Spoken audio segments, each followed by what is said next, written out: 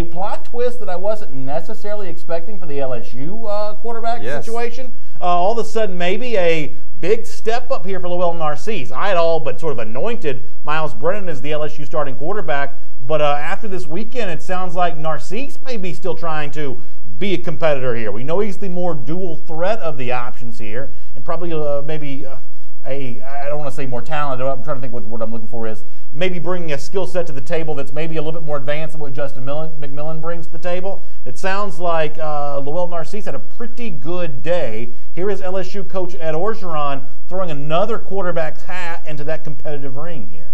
He played several snaps with the first team, did very well. Lowell stood out today, made a lot of good throws, a lot of good plays.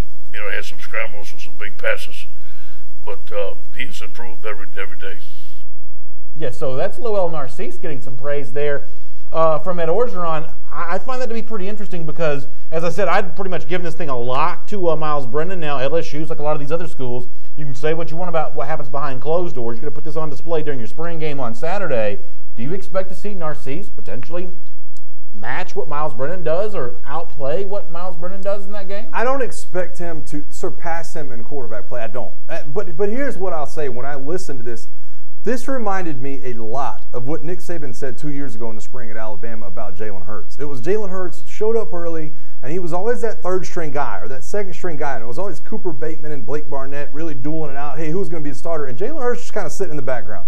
And then all of a sudden, when you got to the season and you realize your offensive line was struggling a little bit early, you realize Jalen Hurts and a guy like Lowell Narcisse can actually bring more to your offense than maybe the guy that's sitting back in the pocket letting it rip. Maybe if this offensive line doesn't come to fruition as much as they're hoping at LSU, you turn to a guy like Lowell Narcisse, because what I see right now is him really separating himself from McMillan. It seems like it's becoming a two-horse race between Myles Brennan and Lowell Narcisse.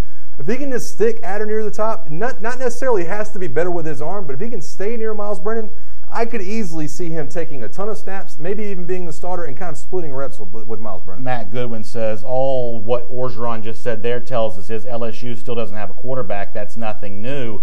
I don't know. I mean, you know, I've been skeptical of this process the entire time, but I wish we had this audio. I'd play it for you. We've played it on the show before.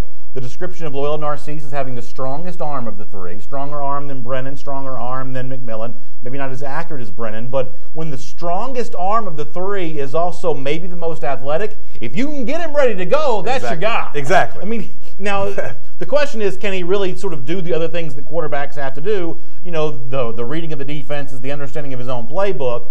But if the biggest arm is also the most athletic of the trio, then that should be your quarterback. I completely agree with you, and that's kind of what I'm alluding to when I say, listen, this quarterback competition is all fun. Who can go through their progressions? Who can get the ball downfield? Who can drop dimes in 7-on-7?